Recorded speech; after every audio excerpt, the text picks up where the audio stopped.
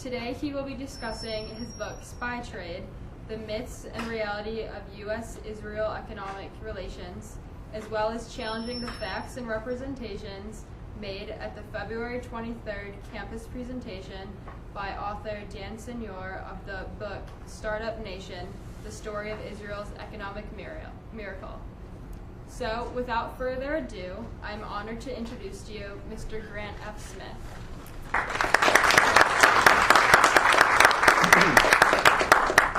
I'd like to thank Ms. Roberti for inviting me in the Finance and Economics Council.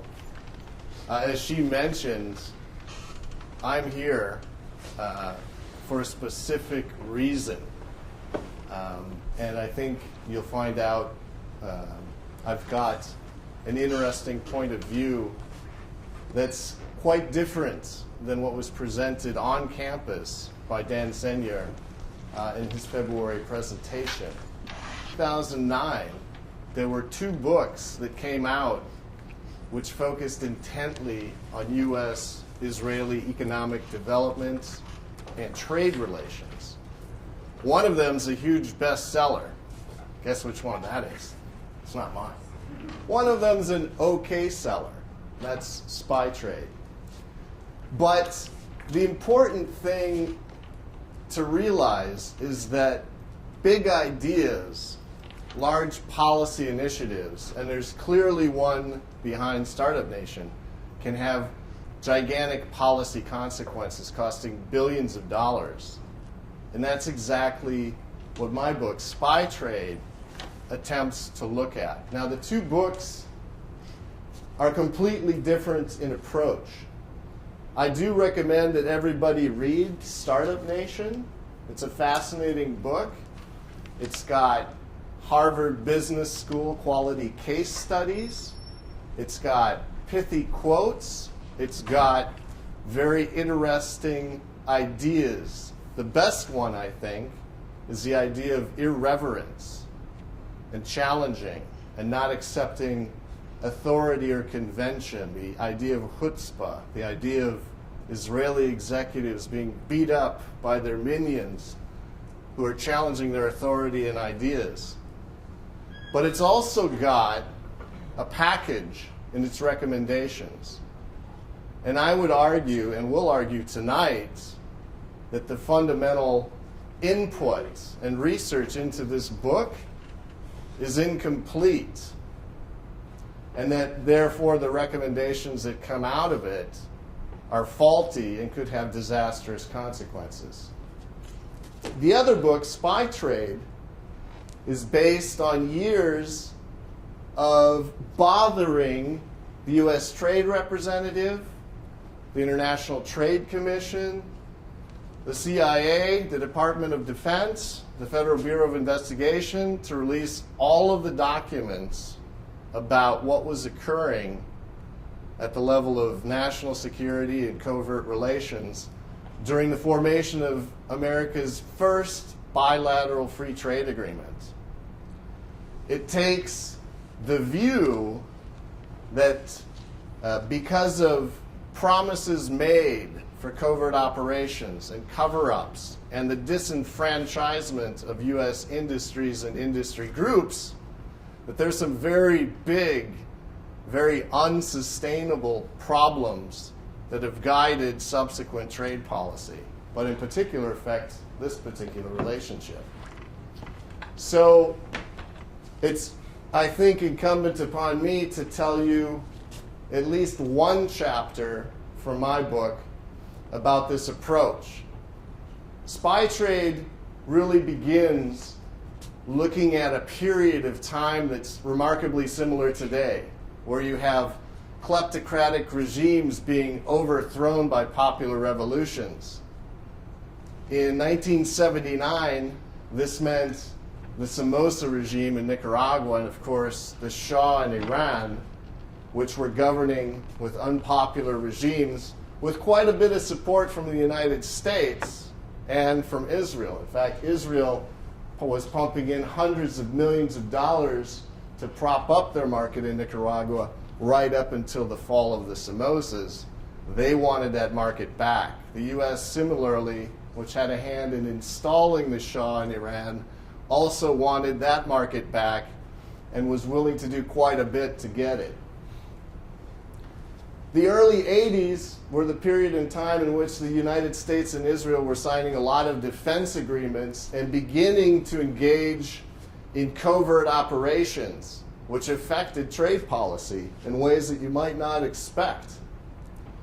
One particularly important group in terms of ideas was the Kenya group, a group of Israeli operatives, an American arms smuggler, a Saudi arms merchant, who had decided that they were going to try and recapture some of these lost markets by financing an arms stockpile that they could continue to deliver to friends or make friends in the former regimes to help win back some of these markets.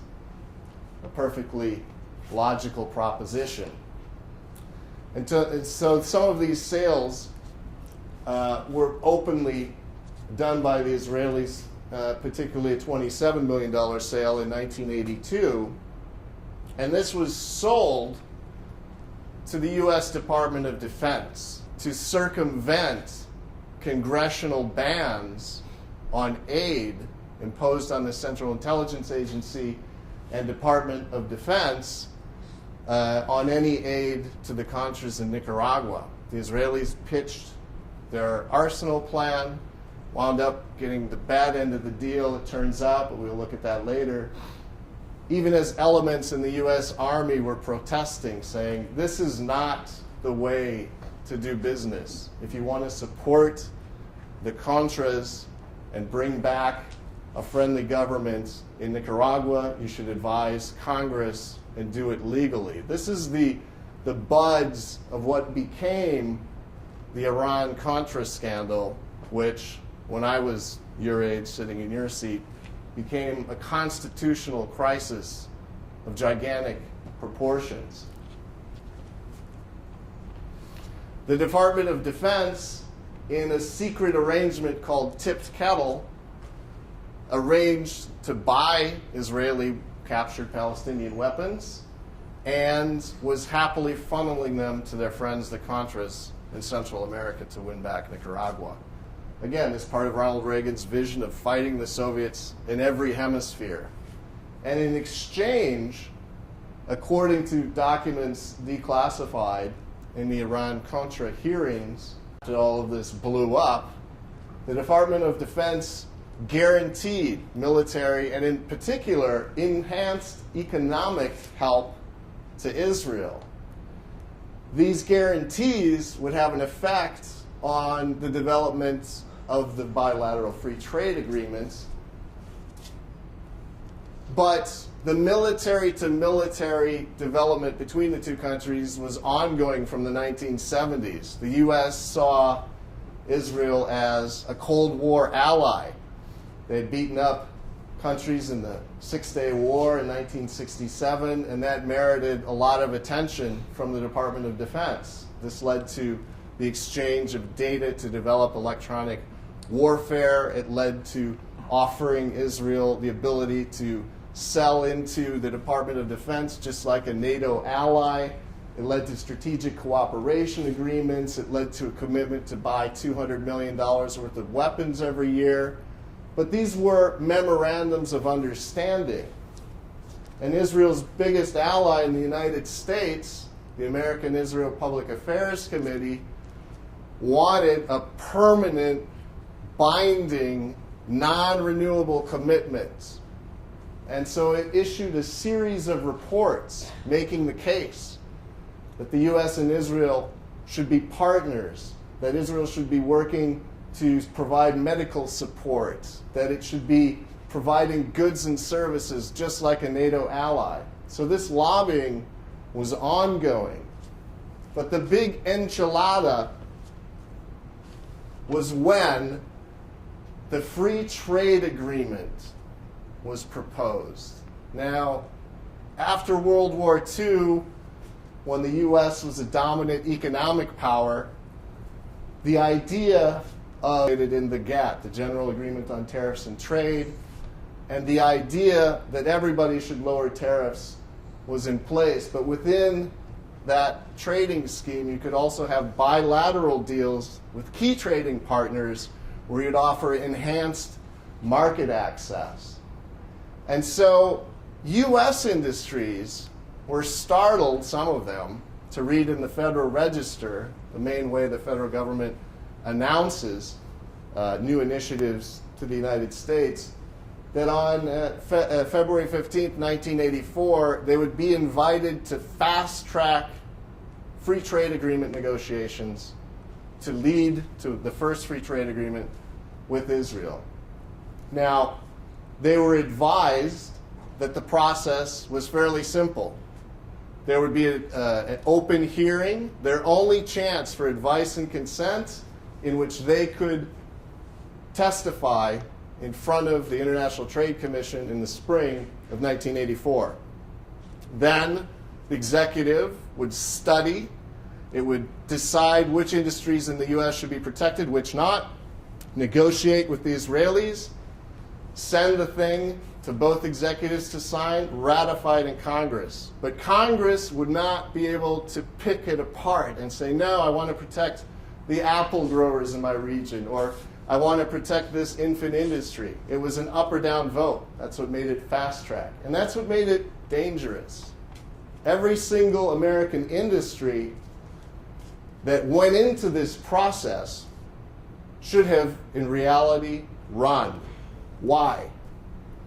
Those lobbying against this free trade agreement, and by the way, if you looked up in The Wealth of Nations by Adam Smith or David Ricardo's economic treatise, they would talk about free trade as something radically different than what we talk about today. To them, free trade was one nation and another nation exchanging goods and creating more wealth through comparative advantage. It didn't even involve governments. At best, the original economic thinkers would call what was being negotiated some sort of intergovernmental bilateral trade agreement, but they wouldn't necessarily call it free trade. The American contingent lobbying against this free trade agreement was enormous. The AFL-CIO didn't want it. They saw it as a creeping way to lower wages. The American bromine industry saw a competitor. Israel and the U.S. are the biggest bromine producers. It's a very important chemical. It's used as fuel additives and whatnot. The Monsanto had bad experiences with international trade, and in particular protecting patent rights in Israel, and drolly suggested that if the U.S. wanted to accelerate trade, it should really look at developed countries and not developing countries. Those lobbying for the free trade agreement consisted of a lot of organizations that didn't have much to do with international trade. The most important banks and some manufacturers, but the one that was really calling the shots and driving the process, of course, is the American Israel Public Affairs Committee. Its executive director advised the U.S. sternly that it should not protect any industries whatsoever, that it should instead make sure that it wasn't creating exclusion after exclusion, and that it should maintain the U.S.'s participation in this market, which was negotiating with the European community at that time for a free trade agreement as well. So the lobbying was going along about the way you would expect it until espionage. When a delegation of Department of Commerce officials traveled to Jerusalem in spring to begin one-on-one negotiations, they quickly learned that the Israelis had access to all of the confidential business data, market share data, and information submitted by U.S. companies for consideration by the U.S. Trade Representative. Now again, in this federal notice, all of them had been assured that if they wanted the best deal, they better be ready to submit their best argument for why or why not they should be protected. what they found out in Jerusalem is that the U.S. Embassy here in Washington, D.C. had forwarded all of the confidential negotiation points. Now, this didn't fluster AIPAC, which issued a 46-page memorandum stating clearly that, hey, both sides will gain. There are at least 13 U.S. industries that will get a great deal out of this. But the problem couldn't be avoided. The U.S. bromine industry, which wanted to protect itself, had then Governor Bill Clinton come up to Washington and say, hey, there are 2 counties producing this stuff. We got a few thousand jobs. They don't want to compete against a state-owned industry. They went after the process was well underway and asked just how much of our information was lost. And you have to think about this from a marketing and sales standpoint. They lost everything to a new market entrant. Production cost, shipping cost, the cost of depreciation of equipment. Information that any new entrant to the market would have wanted, they wrapped it up in a bow and lost it to a gigantic competitor coming into the market. The campaign went on. Dan Halpern, Minister of Economics from the Israeli Embassy, told the U.S. and the New York Times that the U.S. would have to open up its market. They would have to do at least this to maintain a 20% share of Israel's market, which is remarkably prescient, since that's about what the U.S. has today. The New York Times talked about industries that would be negatively affected and admitted that, well, this is primarily a way to help countries we consider strategically important. It's a way of helping countries we consider politically important. The Providence, Rhode Island Journal is a little bit more blunt. They simply said that any time a country opens its market to a less developed market, what it's doing is essentially guaranteeing that the other market will benefit more, particularly if it's allowed to maintain obstacles. This should be seen as foreign aid and not trade. Reagan got a lot out of the free trade agreements and won a landslide election on this and other issues. The free trade agreement was ultimately signed and ratified on September 1, 1985. And the covert operations that we talked about at the beginning went on apace.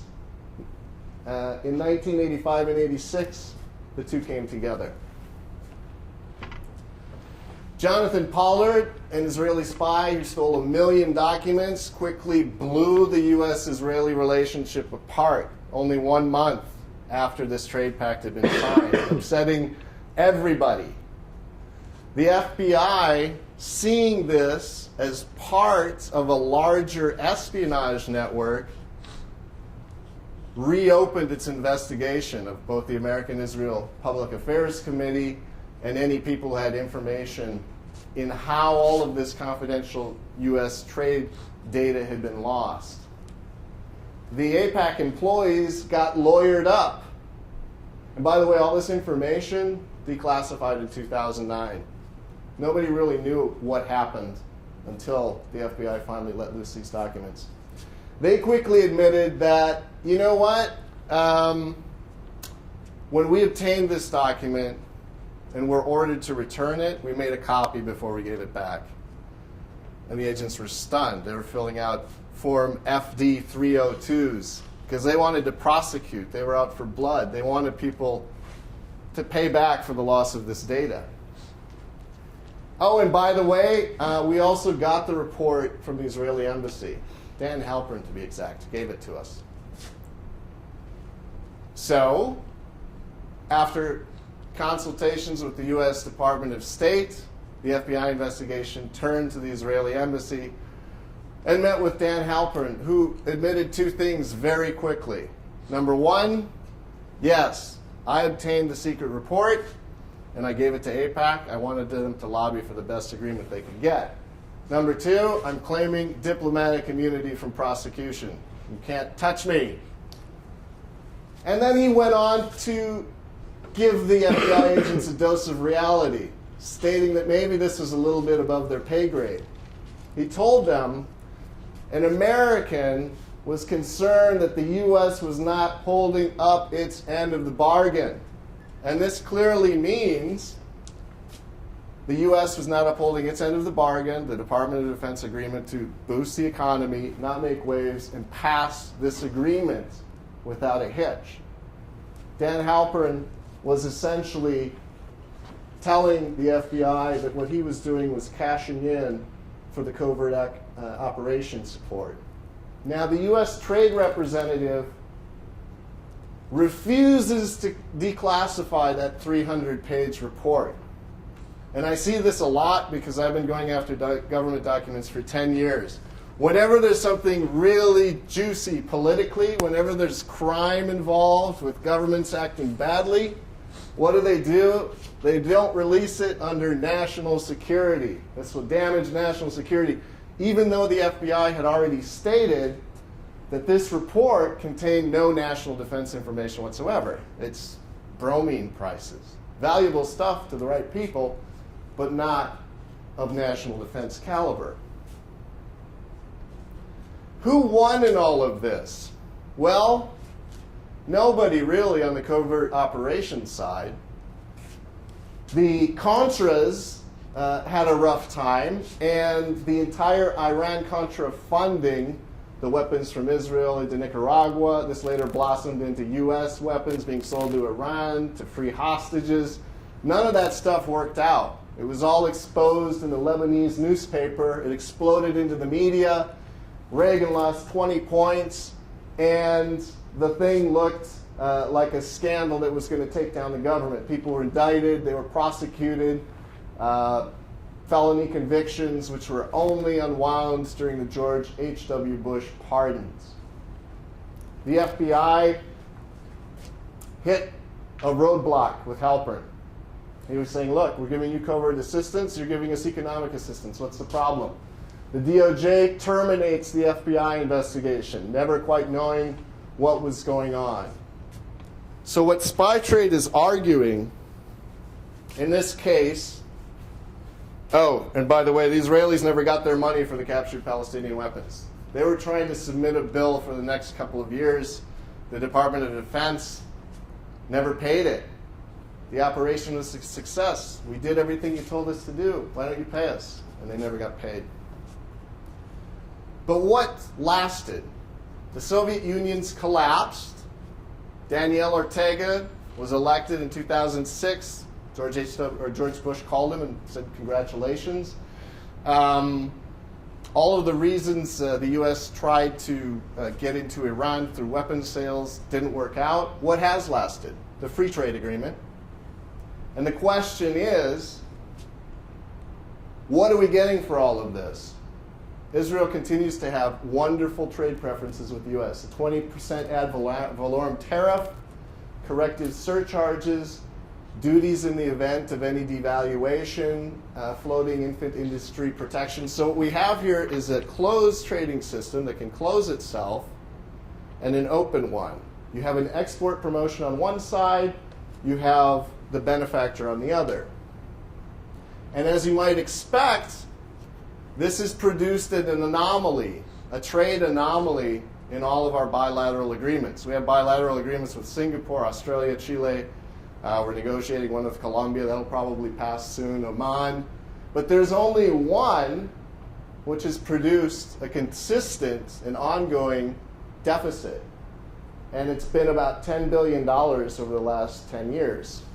The U.S. sells 11 into Israel. Israel sells 20.8 billion into the U.S. Trade and services, which isn't even managed that much by the agreement, is about what you'd expect it to be because nobody has a built-in advantage. It's about even. And if you compare this trade agreement with all of our other bilateral agreements, a pattern emerges. I had a chance during research for my book to call Martin Indyk, who was the guy in charge of AIPAC research for the trade negotiations. And he didn't want to talk about the classified report. Didn't want to get into that. But he did say something that was very intelligent. He said, you know what this really was? For Reagan, it was a wedge to open up Congress to free trade agreements. It was something that AIPAC could help them with that would let them pass something they really wanted. And the question is, though, and he's mentioned this over and over again as a major policy impact on trade deals ever since and on trade policy in general, did we really get that much out of it? I would agree with Indyk that it had a tremendous impact, but the U.S. trade deficit when this was passed in 1985 was minuscule compared to the $500 billion it's reached today. The Obama administration is running in place, trying to come up with their new export initiative in which they're going to suddenly reverse this and export more than we import. But we're Americans. We love foreign goods. What are we going to do? Make stuff and sell it? Again, the anomaly is clear. In the U.S.-Chile FTA, there's no trade preference. Sometimes we benefit more than they do. It's a random walk. We had a $3.9 billion surplus last year. The U.S.-Singapore, $11.7 billion. But what you see over time, if you aggregate all of the trade agreements, all of the other bilaterals, is that they work. They produce enhanced bilateral trade.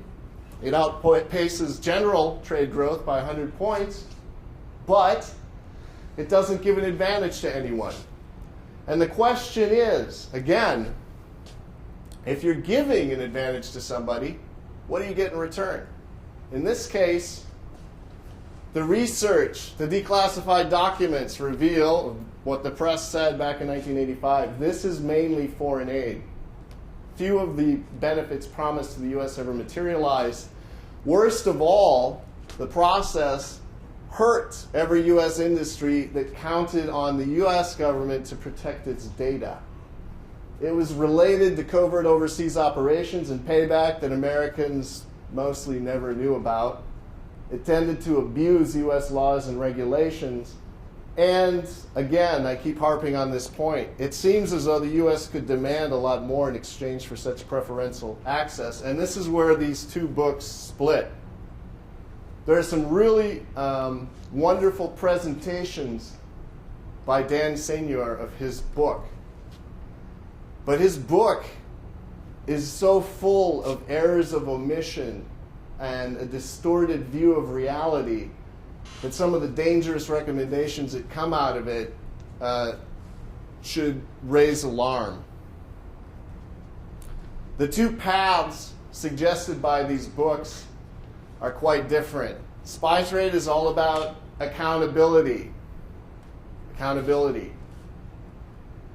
Startup Nation is very much about creating new markets, harvesting U.S. demand, and the single best idea, which I've already mentioned and love, is the idea of the irreverence, that you can encourage innovation and startups by being less reverential to authority, to market leaders, to thought leaders.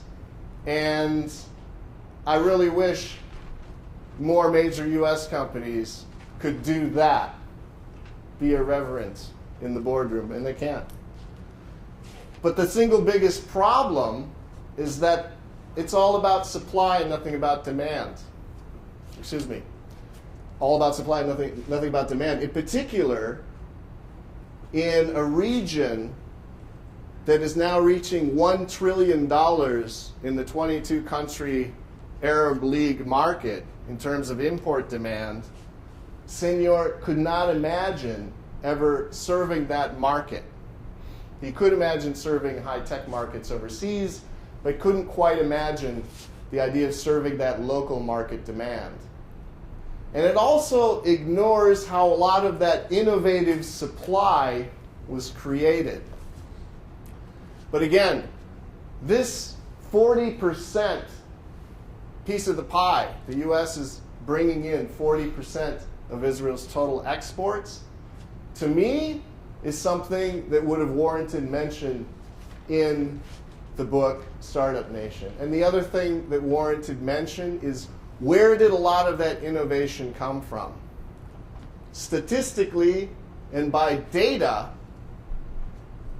the Israeli economy has benefited enormously from violating intellectual property rights of other countries, from outright theft of capital goods, of patents. In fact, the second largest export, which went from virtually nothing 2 decades ago to $5.3 billion, is today a major conflict between the two countries and probably not sustainable.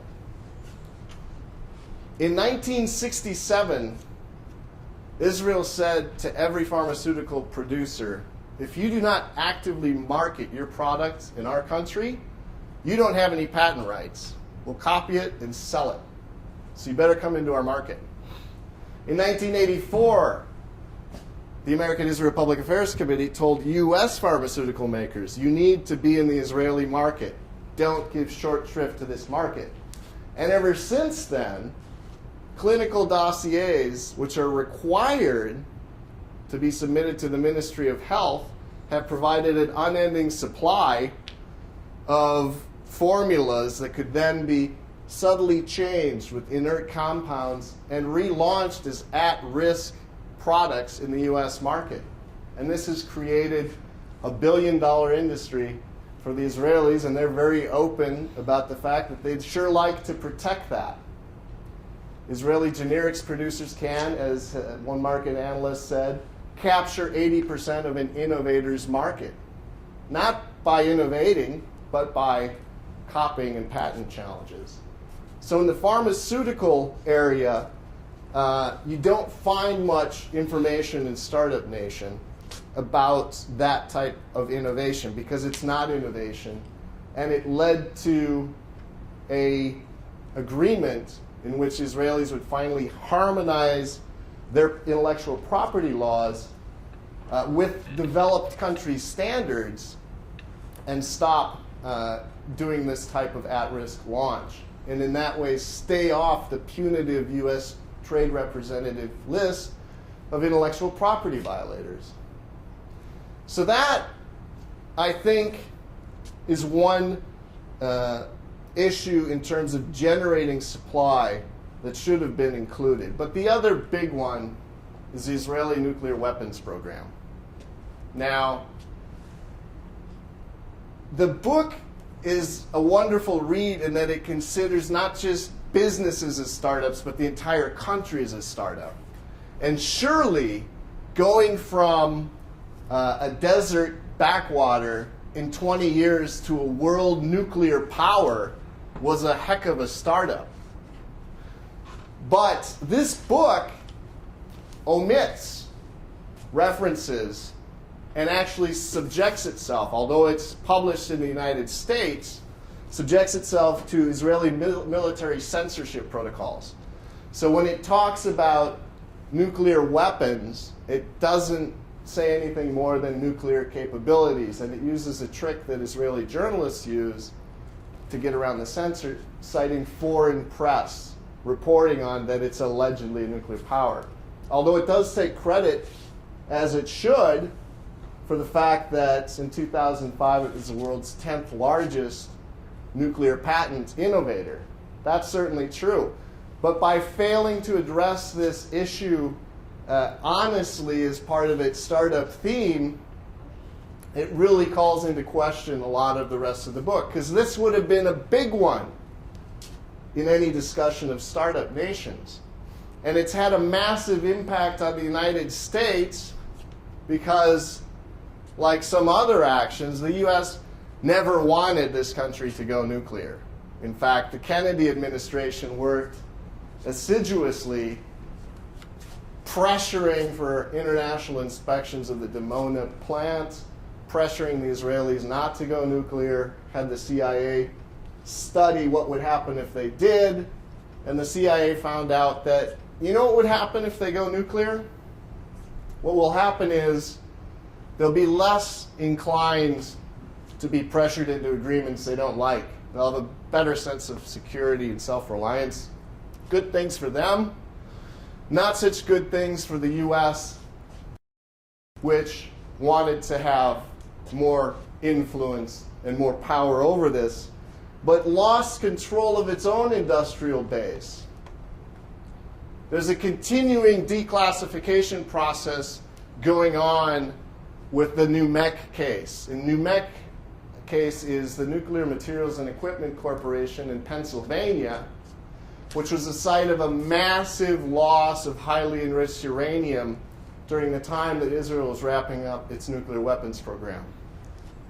4 people applied for the right to visit the NUMEC plant with the Atomic Energy Commission, and that's defunct now, but they told the AEC they were variously engaged in thermoelectronics and needed to visit the plant.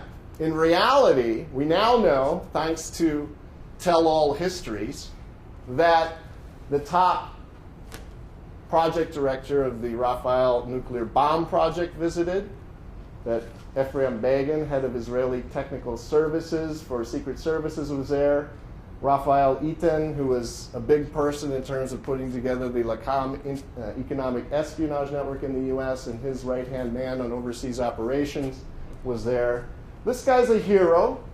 He brought in some Nazi war criminals, but he also spent a lot of time targeting U.S. industrial capacity. And in fact, the U.S. played an inadvertent role by supplying a great amount of highly enriched uranium. NUMEC was the plant that lost more highly enriched uranium through 1968 than any other reprocessing facility, but it's not all circumstantial. At the same time, the U.S. was saying, no, don't go nuclear. We don't want to participate in this. Nuclear material is flowing right out of the U.S. Carl Duckett, who was deputy director of the CIA's Division of Operations, said clearly, NUMEC material has gone into this foreign weapons program. John Haddon, the CIA Tel Aviv station chief, said unequivocally that this was an Israeli operation from the beginning, having studied the fact that David Lowenthal, very tightly linked to Israeli intelligence, provided the startup capital for this plant. Abner Cohen, Nuclear Regulatory Commission officials Galinsky and Matten, in a 2010 Bulletin of Atomic Scientists article, all say that the U.S. participated inadvertently in arming Israel against the will of politicians and elected officials. This is a huge story. A Startup Nation book should have written something about this. There is a hero in this book. That hero, Shimon Peres, receives a lot of ink as the father of the Startup Nation. If Dan Senor, who works at the Council on Foreign Relations, had tiptoed across the floor, the aisle, and hauled into the next office, he would have met Sasha Polakov-Saransky, who, doing research with the South Africans, discovered that Shimon Peres actually offered nuclear-tipped Jericho missiles to apartheid South Africa. Why can't that be in the nuclear entrepreneurship section of Startup Nation? But I'm just picking out some of the biggest examples. If you're going to take an honest approach to how the U.S. and Israel have interacted since 1945, you have to mention, and he does mention David Ben-Gurion's emissaries to the United States, you have to mention the massive Haganah smuggling network that was put in place in this country to arm Israel for its war of independence.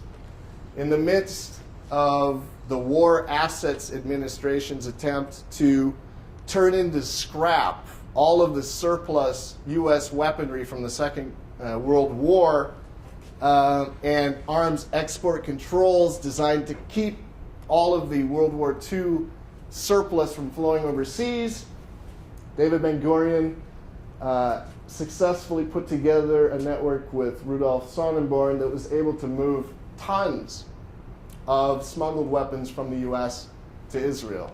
In the 1960s, it was nuclear materials. In the 1980s, 70s, and 80s, it was weapons-related designs. 86, 87, Pollard with National Defense Information, and we've got recent cases still pending of people supposedly going after Akamai's data, supposedly being willing to sell nuclear-related and spatial and satellite-related intellectual property. Now, weapons are one of Israel's top exports. It's gone from a top 20 to a top 10 exporter. Not so much through innovation as a startup nation, which is why he mainly avoids the topic, but from the successful copying of a lot of the systems that it's been able to receive from the United States. And unfortunately for the United States, we have very aggressive vendors of Sidewinder missiles, very aggressive vendors of Patriot missile batteries, very aggressive vendors. And what they can't sell to anybody who has cash, well, at times Israelis have been willing to sell a very similar system that they sometimes market as 90% US design, and which has sometimes ended up on a battlefield opposite US Marines, such as in the case of tank sites in Iraq. So this is a vital part. Military industrial espionage has had a vital role in the startup nation. Now, the two books have their heroes and villains. In Startup Nation, Adolf Schwimmer, who was a very entrepreneurial guy who smuggled transport aircraft in violation of arms export controls for fighting the War of Independence as a swashbuckler. He later appeared in the Iran-Contra scandal as an arms broker. But the problem is idea exchange. There's a pithy quote in here that says, if I have an idea and you have an idea and we trade them, then we both have two ideas. And that's great. But if I have a secret, if I have a weapon system and you steal it, then I have to redevelop it and you can commercialize it wherever you want. So it's clearly not a sustainable model.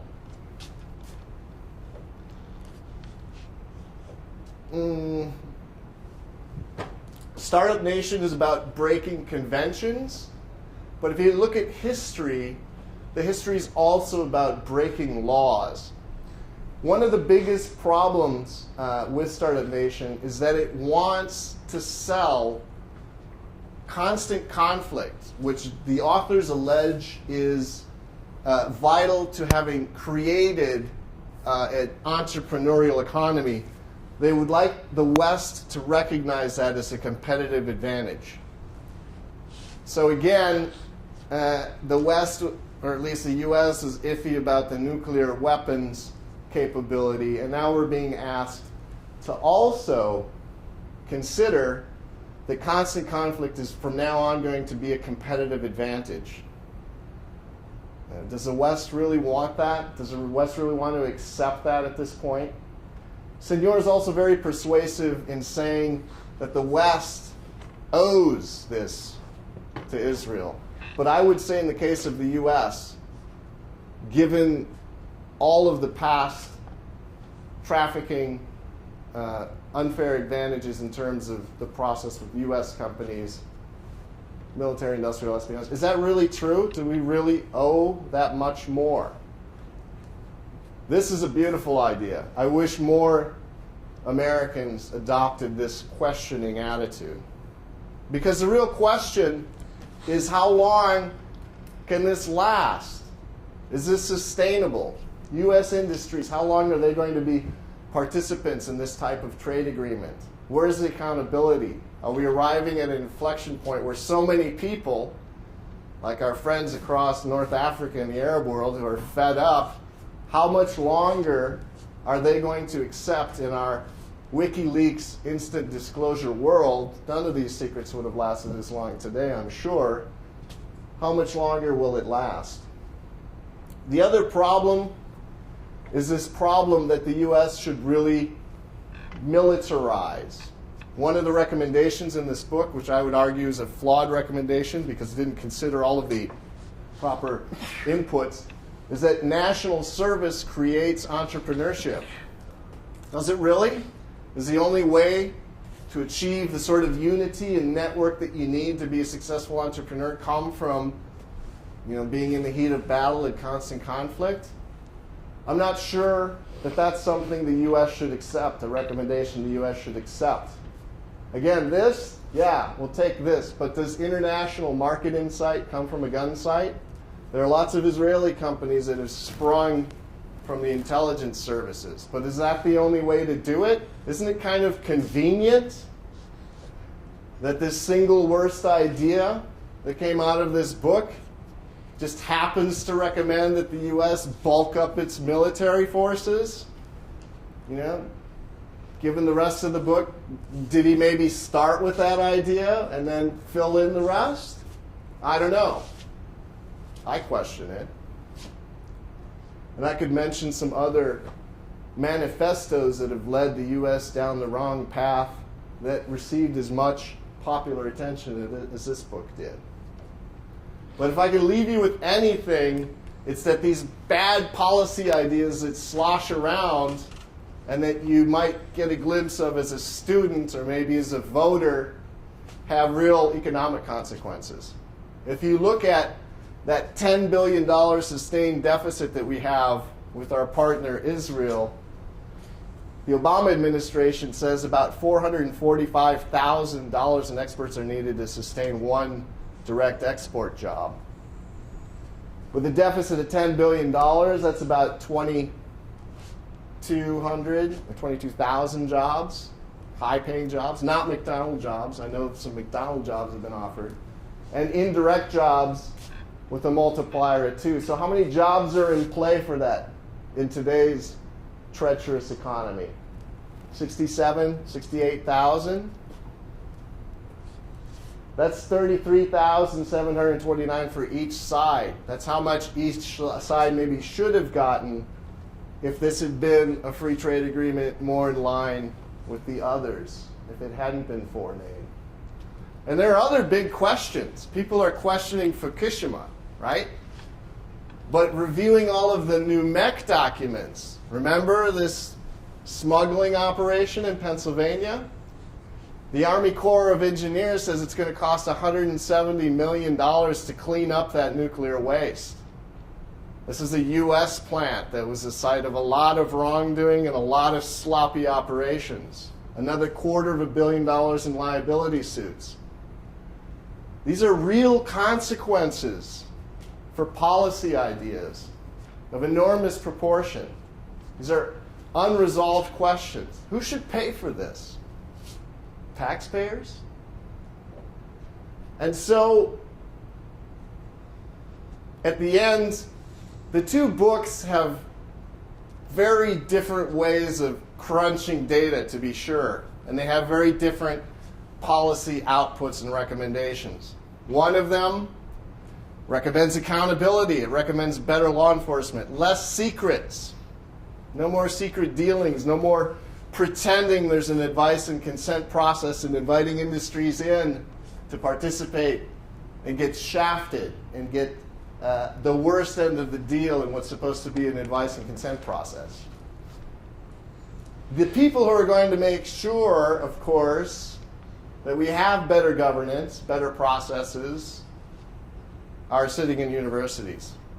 And for that reason, I wanted to bring this to you, and I'd be happy to take any questions. So thanks for coming. It seems like Israel as a state owes more to us than we owe to them at this point. But and then you speak about how, in some ways, the U.S. government sponsored these deals in order to further political goals.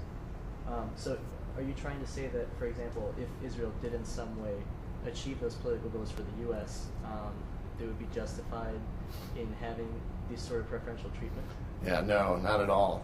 The interesting case with the Reagan administration and the covert operations and the tacit understandings, I think that was very subversive and mainly the fault of the U.S. administration for allowing that to go on. If they'd been successful in accelerating the fall of the Sandinistas, I don't think that violating Congress and doing everything they did would have been worth it. And I don't think it should have been linked to trade. The U.S. wanted to help Israel's economy. That's fine. They had a lot of ways of doing it. But they didn't have to invite U.S. businesses to participate in kind of a sham process.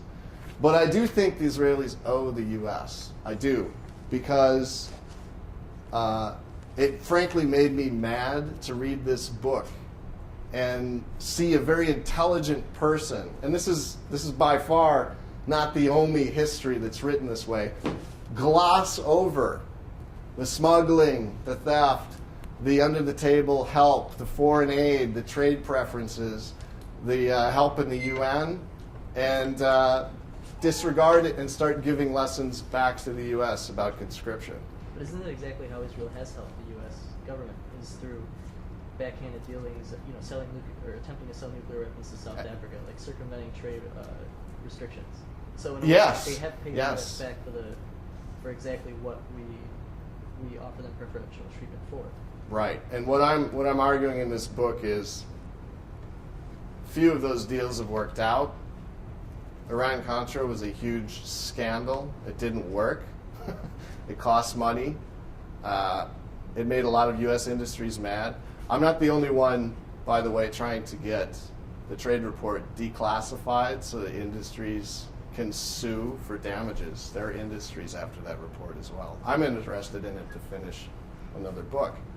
But there were so many shady dealings going on under the cover of national security that it was a fiasco. And we would be naive if we didn't think that was going on today.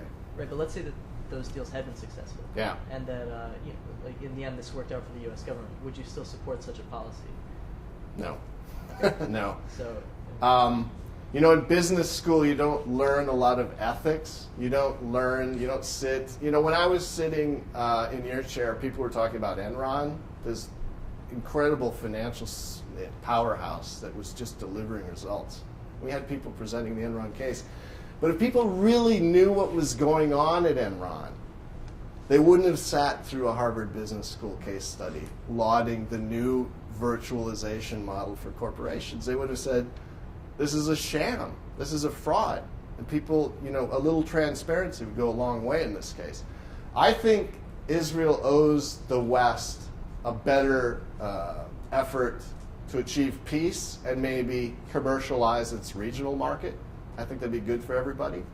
I think Senor is frankly arrogant when he tells crowds of people during discussions of his book that the West has this huge ongoing debt. I think that debt has sufficiently diminished that the West can really begin to cash in some of its own shits. And I would say that the free trade agreement, being an aid program for the way it's currently structured, is a way that the West could be a little bit more assertive with Israel. Yeah, just sort of stepping back and some more global approach. So, your large part of your talk focused on sort of the historical background and political and economic, right? Especially focusing on the arms and sort of on the military complex. My question is generally at this point, and I haven't read Dan Senor's book. I really haven't read it. It's a good. I mean, there's a lot of really interesting stuff in it. So my question is generally, what would be, you contrasted a lot between his views and your views. What would you say that the differences are in terms of your view on the current sort of advantage for each nation in terms of the political, socio-political, I guess just state of affairs at this point? Is it still? Does Israel still constitute as important of an ally in the Middle East, considering all that's going on? What would your views be, pro or con? Yeah, I mean, you could make the argument at the height of the Cold War when they were beating up on Soviet client states that it was vital. Now, I don't think we know what's going to happen with all of these revolutions that are occurring. But what's in play here is not so much the U.S.-Israel Free Trade Agreement. That'll probably never, ever be changed for a lot of reasons, having to do with, domestic interests, political interests, as the newspapers say. But what's in play here is the Colombia Free Trade Agreement. Is that going to be all about basing rights? Because we got kicked out of Ecuador and we've got to give Colombia something. What about new bilateral free trade agreements? And so I see this question as of interest to people generally as just being a big issue about free trade, a big issue about how the U.S. negotiates free trade agreements. But I also think that the Israelis don't need it anymore.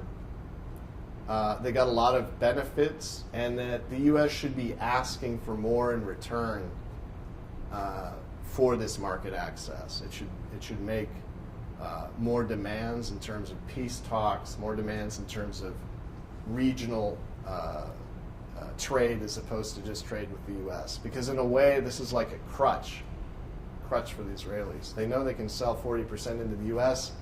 That means they never have to deal with the Arabs, and they should deal with them more. There have been some good steps with Jordan, with Egypt, but they could clearly be doing more. So I see it as something that should probably change, should be used as leverage. Anyone else? You had a question? How significant do you think the rhetoric of Dan and Senor's rhetoric for people who have a similar point of view in terms of preventing your case of getting people to declassify some of this FBI information for suing or getting those businesses that lost out in this deal making a comeback, or how significant are these commentators in terms of the government sort of realizing the setbacks or the power they actually have? Well, that's just the issue. That is the issue. He's a powerful voice. Okay, this is a very powerful person. Came out as an intern from the American Israel Public Affairs Committee, went to Harvard Business School, got a job with the Iraq occupation forces, telling the U.S. what was going on with Iraq. Very interested in U.S. military action in the region. Don't know what his policy on attacking Iran is. But this is a significant voice. And I'm arguing that the school of thought has produced other significant recommendations. My big issue with this recommendation is the normalization of conflict as a competitive advantage. I don't think he cares whether the history of the trade agreement comes out or not. I don't think he's an obstacle. The recommendation of U.S. militarizing itself so it can emulate this strategy, I find that to be disingenuous. There are a lot of, frankly, self-serving policy recommendations that have come out of the Council on Foreign Relations, the American Enterprise Institute, and others with other great ideas, like the Clean Break Plan, the strategy for securing the realm that came out of the American Enterprise Institute, a small group of scholars that wanted to have more U.S. conflict in the Middle East, invade Iraq, and then all of these policy advisors wind up in the Bush administration. I mean, these ideas have enormous consequences. So what didn't happen before the Iraq War, for example, should happen after any major manifesto with such huge recommendations comes out. I think it's now incumbent upon Americans who know something about these topics, particularly in academia, to step out and challenge some of the big thinkers. Now, again, this is a bestseller. This has been reviewed favorably in the Washington Post. Not a single one of its recommendations have been challenged. And it frankly drove me crazy because I had spent 5 years researching the same stuff and came to such drastically different conclusions. And so I think it's, whether it's successful or not, if you have a disagreement, you have to seek out venues to challenge such big ideas. So that's why I'm thankful for being able to come here, the site of Senor's last major appearance. Someone else have a question? Oh, go ahead. First of all, thank you for coming to our university to speak with us. So according to your timeline from 1945 to 2010, we still have espionage going on. So are there any huge efforts in preventing that? And if there are, they seem useless if they're still going on. Yeah, that's a good question. You know, I've had a chance to interview some spectacular former FBI agents like Colleen Rowley, and she mentions the fact that after 9/11, 400 of their white-collar people were transferred to terrorism. And I don't know how much the counterintelligence area has been gutted, but the U.S. has problems with Russia, China, European countries. You know, there's always economic espionage going on. And are they catching a lot of people? No. A lot of it's freelance, too. Elliot Doxer of Akamai, which is a great company out of Boston, apparently took it upon himself to offer the Israelis a client list so that they could look at different data movement in the region. He apparently did that of his own volition for his own profit. So the nature of it has changed somewhat. It's not necessarily always directed from the foreign country to the U.S. But I do think it's rampant. It's really hard to protect an idea. It's not always good when I have an idea and you have an idea that we interchange them. It's not always a good thing. So, major challenge. Okay, people are starting to look at the door, and I've got something to do as well. So, did you have another question? No? Okay. Well, thank you for coming. It's been great for us.